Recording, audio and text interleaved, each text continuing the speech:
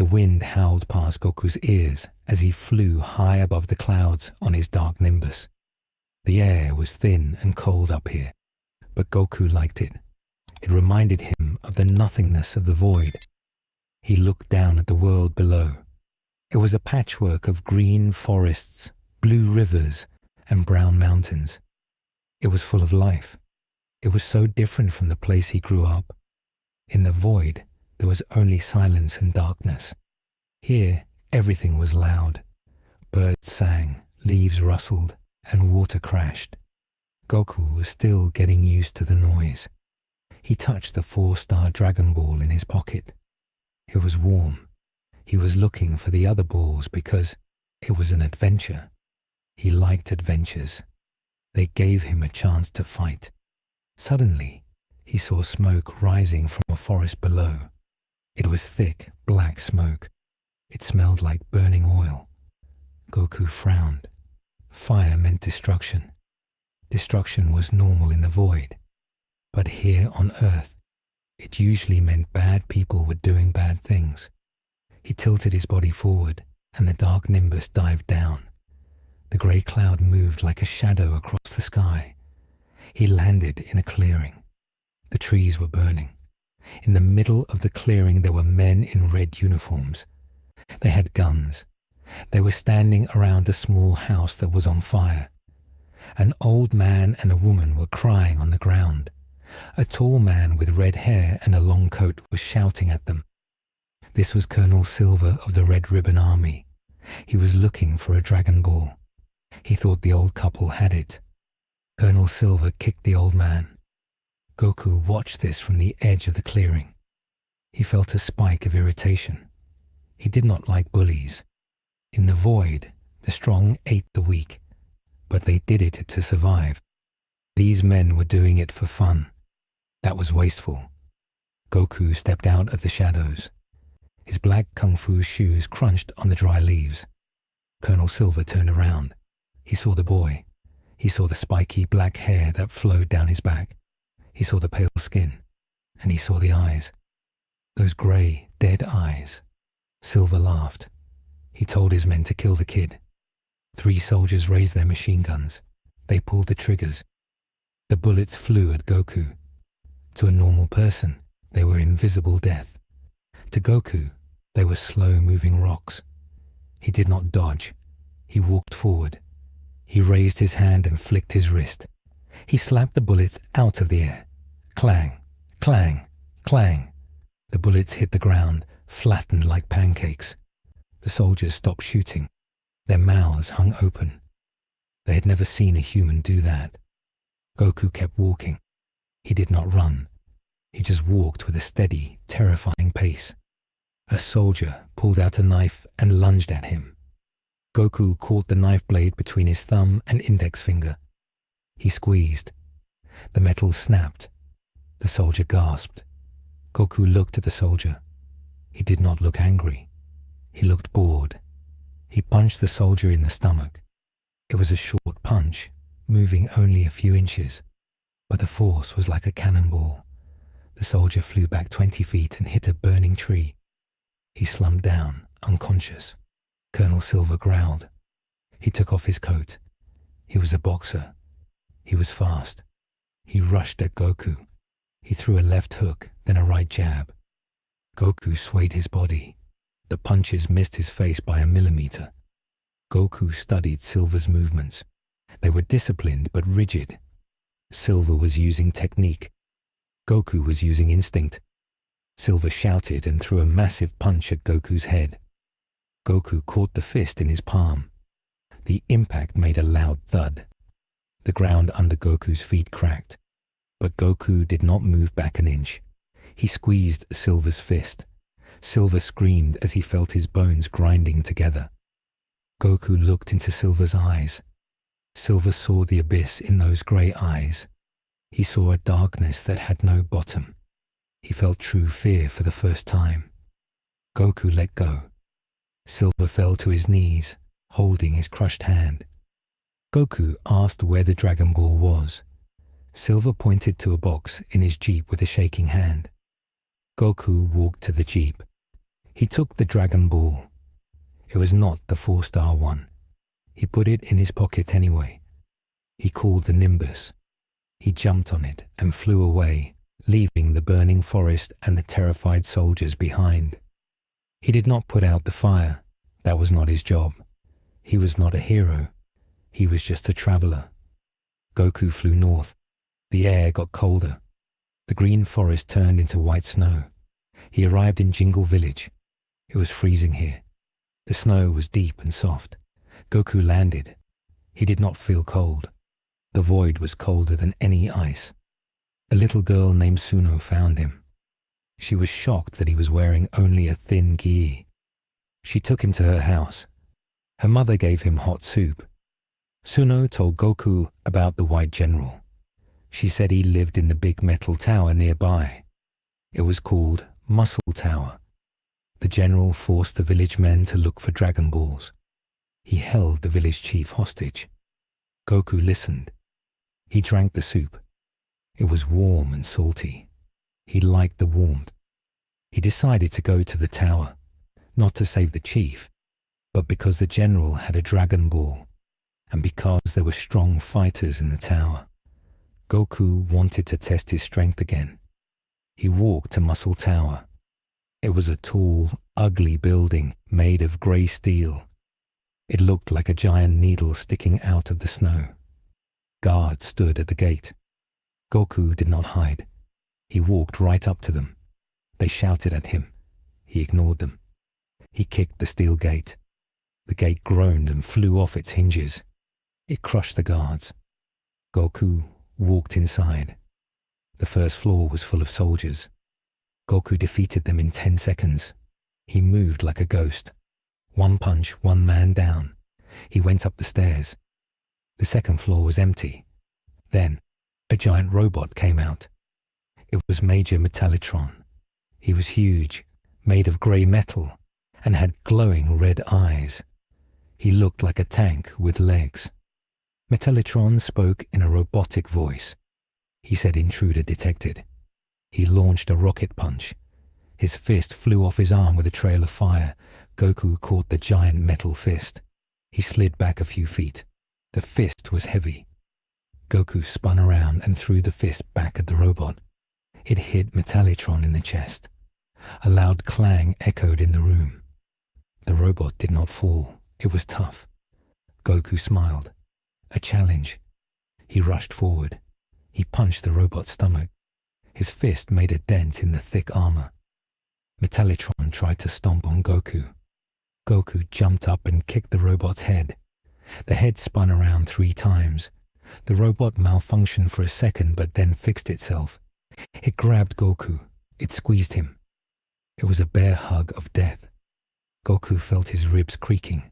The robot was very strong. Goku closed his eyes. He focused on the dark energy in his gut. He pushed it out.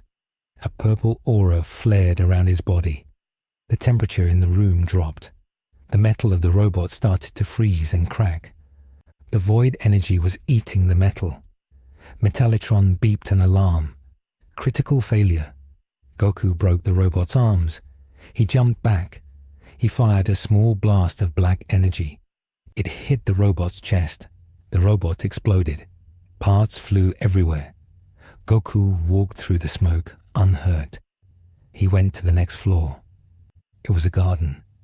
There were trees and a pond inside the tower. It was a ninja dojo. Ninja Murasaki appeared. He was dressed in purple. He thought he was very sneaky. He tried to hide behind a tree. Goku saw him easily.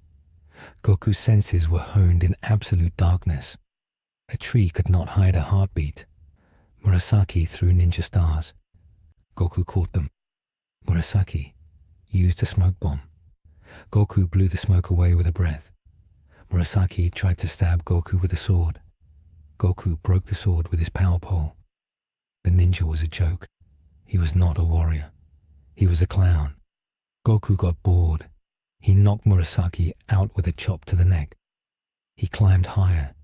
He found a cage. Inside was a monster.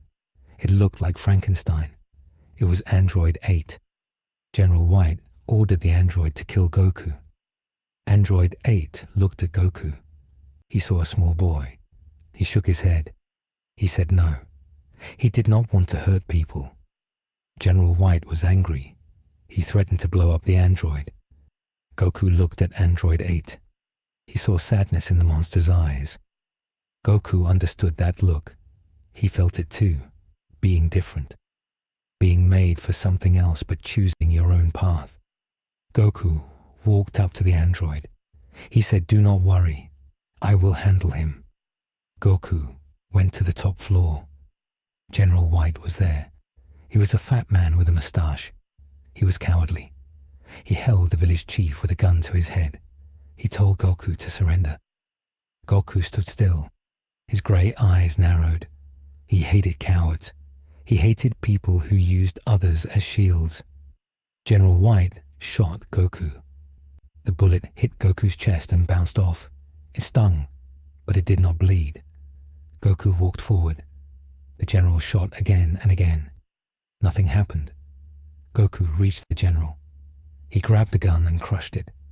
He looked at White. He tapped White on the forehead. White flew out of the window. He fell all the way down the tower. He landed in the snow far below. Goku freed the chief. Android 8 came up. He thanked Goku. He said his name was Eta. Goku nodded. He liked Eta. Eta was gentle even though he was strong. Goku thought that was interesting. Maybe he could be like that one day. He found the Dragon Ball. He said goodbye to the village.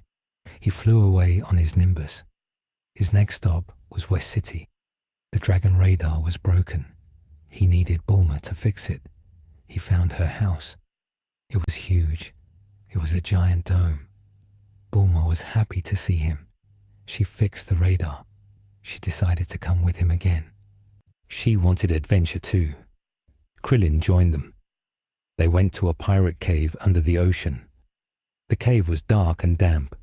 It smelled of salt and old secrets. General Blue of the Red Ribbon Army followed them. Blue was a dangerous man. He was blonde, handsome, and very strong. He had psychic powers. He could paralyze people with his eyes. They found the pirate treasure room, but General Blue found them. He fought Krillin first. He beat Krillin easily. Then he fought Goku. It was a hard fight. Blue was a martial arts master. He was fast and precise, but Goku was stronger. Goku punched Blue in the face. Blue realized he could not win with muscles. Blue used his special power. His eyes glowed blue. He stared at Goku. Goku's body froze. He could not move. It was like invisible chains were holding him. Blue laughed. He walked up to Goku. He started to punch Goku. Goku took the hits. He felt pain. Blood trickled from his mouth. Blue picked up a heavy rock. He was going to crush Goku's head. Goku panicked for a second. He tried to move his arms. Nothing. He tried to move his legs. Nothing. He looked into Blue's eyes. He saw the psychic energy. It was a mental wave. Goku remembered the void. The void was not just physical. It was mental too. It was a state of mind. Empty. Nothing. Goku closed his eyes. He shut down his mind. He stopped thinking. He became nothing. The psychic hold slipped. There was no mind to hold on to. Blue was confused. His power stopped working. Goku opened his eyes. They were glowing purple. He broke the paralysis. He roared. The sound shook the cave. He headbutted Blue in the chest. Blue gasped. His ribs cracked. Goku kicked Blue into the wall. The wall collapsed. The cave started to fall apart. Goku grabbed Bulma and Krillin. They escaped just in time. The pirate cave sank into the sea. General Blue escaped too, but he was terrified. He had seen the monster inside the boy. Goku had 3 balls now. The next one was in a place called the Sacred Land of Korin. It was a beautiful forest at the base of a giant tower that reached the clouds. Goku arrived there. He met a big man named Bora and his son Upa. Bora was the guardian of the land. He was strong. He protected the tower. Bora welcomed Goku. He saw that Goku was a warrior. They ate dinner together around a fire. Upa played with Goku's power pole. It was a peaceful night. The stars were bright. Goku lay on the grass. He felt the earth's energy. It was calm here. The void inside him was quiet. He felt almost normal. But peace never lasts for Goku. The next morning, a shadow fell over the land. A log flew through the air. It was a tree trunk thrown like a spear. It stabbed into the ground. A man stood on the log. He wore a pink robe. He had a long black braid and a moustache. On his chest was the kanji for kill. This was mercenary Tao, the world's deadliest assassin. The Red Ribbon Army hired him to kill Goku. Bora stood up. He told Tao to leave. Tao laughed. He said he was just here for a job. Bora attacked Tao. Bora was strong. He could stop bullets with his skin. But Tao was different. Tao did not even try. He lifted Bora into the air with one hand. He threw Bora into the sky. Then Tao jumped. He grabbed his own spear from the ground and threw it up. The spear hit Bora. It went through his heart. Bora fell to the ground, dead. Upa screamed. He cried and shook his father's body. Goku watched. His eyes went wide. He had seen death before, but this was different. Bora was innocent. Bora was strong and good, and Tao killed him like he was an insect. Something snapped inside Goku. The cold, calculated darkness of the void boiled over. It turned hot. It turned into rage. Goku shouted. He rushed at Tao. He attacked with everything he had. He threw punches that could break steel. Tao blocked them with one finger. He smirked. He said, "You are fast, boy, but you have no discipline." Tao kicked Goku in the face. Goku flew back and hit the tower. He coughed blood. He got up again. He fired a Kamehameha. It was black and purple. Tao was surprised by the color. He blocked it with his hands. His clothes burned a little, but he was unhurt. Tao dusted off his robe. He said, "Enough playing." He pointed his finger at Goku. Dodon Ray. A beam of yellow energy shot from his fingertip. It was thin and concentrated. It was faster than a bullet. It hit Goku right in the heart. Goku fell. He hit the grass. He did not move. His eyes stared at the sky. Tao walked over. He checked Goku. No movement. He took the Dragon Balls from Goku's bag. He laughed and jumped on another log he threw. He flew away. Upa cried over Goku's body. He thought his new friend was dead, but Goku was not dead. The Dragon Ball in his pocket, the 4-star ball, had blocked the beam. It saved his heart. Goku gasped. He sat up. His chest burned. He was alive, but he was weak. He looked at Upa. He looked at Bora's grave. Goku clenched his fist. He felt humiliation. He lost. He was weak. The void demanded strength. He failed the void, and he failed his friend. He looked up at the giant tower, Korin Tower. Legend said a master lived at the top. If you climbed it, you got strong. Goku stood up. He told Upa to wait. He promised to bring Bora back to life with the Dragon Balls. He walked to the tower. He started to climb. The climb was hell. The tower went up forever. Hours turned into days. Goku climbed. His fingers bled. His muscles shook. The wind tried to blow him off. He was hungry and thirsty, but he did not stop. He thought about Tao.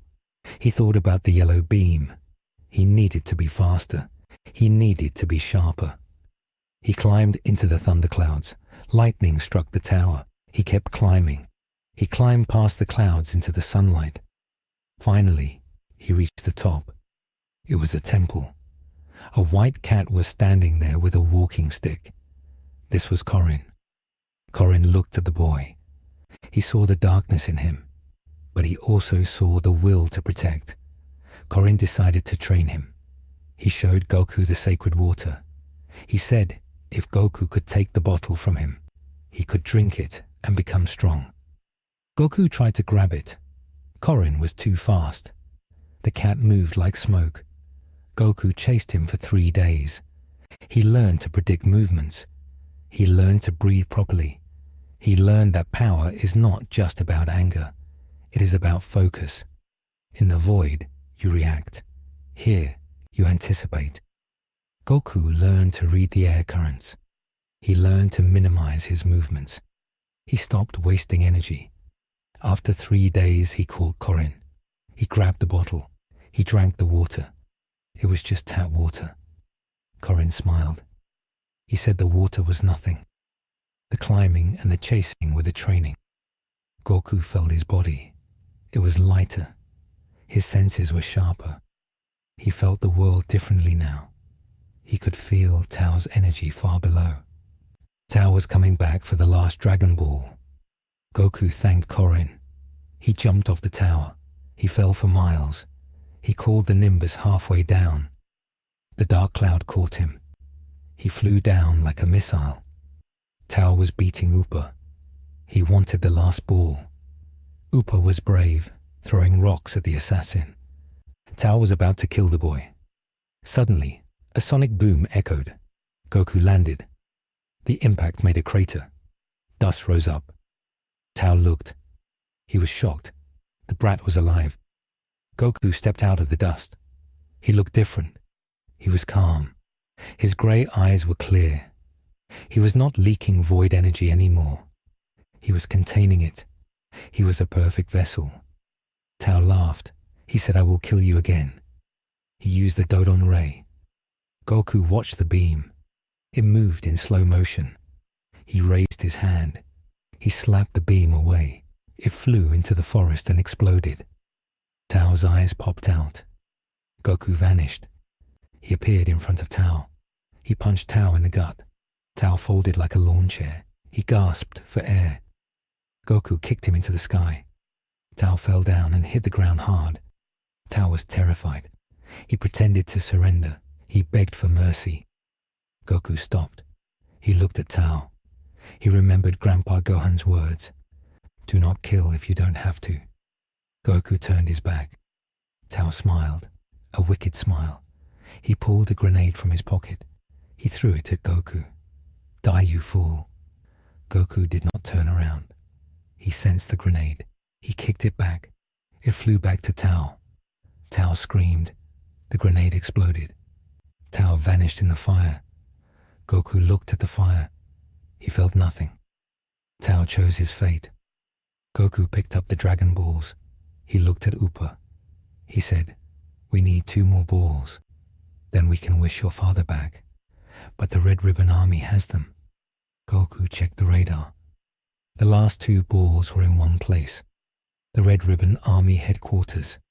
A giant fortress full of thousands of soldiers, tanks, and planes. Goku looked at the red dot on the radar. He made a decision. He would not wait for his friends. He would not hide. He was going to war.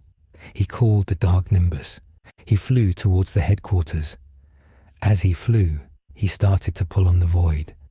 He needed more power than ever before. He let the darkness seep into his muscles.